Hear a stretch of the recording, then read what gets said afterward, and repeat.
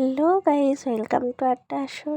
তো অনেকদিন পর আবার একটি ব্লগ ভিডিও নিয়ে আমি এসে গেছি। অ্যাকচুয়ালি কিছুদিন আগে আমাদের বাড়িতে একটি ছোট্ট ফিস্ট মতো হয়ে গিয়েছিলো এবং এটি তারই দৃশ্য। তো ওখানে সবজি কাটা হচ্ছে এবং তার সাথে সাথে আমার যা কাজ সেটা হচ্ছে ব্লগ করার। সো আমি ক্যামেরা নিয়ে বেরিয়ে পড়েছি ব্লগ করতে।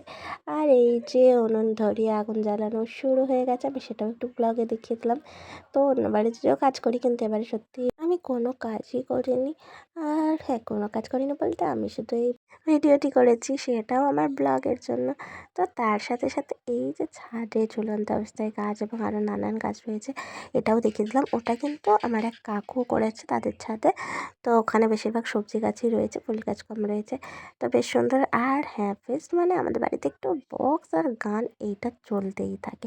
যদিও বক্সটা আমার পছন্দ না, কিন্তু যেহেতু বাড়ি সেহেতু খুব যে জোরতে হয় সেটা না, তবে বেশ ভালোই মজা হয়। আর বাচ্চাদের নাচ তো রয়েছে। এই যে এখানে কচি কাচারা শুরু হয়ে গেছে, আর তার মধ্যে লীলবাবু উল্টে গেছে। গুল্লা লীলু আর আমাদের বেবি সব কটা মিলেই শুরু করে দিয়েছে তাদের আনন্দ। তো দেখে ভীষণ ভালো লাগছে। অনেক দিন পরেই আমাদের ফিস্ট হয়েছে, তার মধ্যে একটু বাজি ছিল। তো সেই বাজিগুলো ফাটানো ছিল, আমি কয়েকটা ছবি ক্যাপচার করেছি। আর মেন জিনিস হচ্ছে খাওয়া দাওয়া। তো এই যে এসে গেছে গরম গরম ফ্রায়েড রাইস, যেটা খুব সুন্দর ছিল খেতে, আমার তো খুব ভালো লেগেছে। আর এরপরে যেটা এসেছে সেটা হচ্ছে নতুন আলুর দম। অসাধারণ লেগেছে। আর আলুটা কিন্তু খুব ভালো সেদ্ধ হয়েছিল। ফিশটার রান্না এমনি তো টেস্টি হোক আর নাই হোক, সেটা আনন্দেই যেন টেস্ট বাড়িয়ে দেয়। ফিশটার রান্নার অদ্ভুত রকম একটা টেস্ট থাকে, অন্য রকম।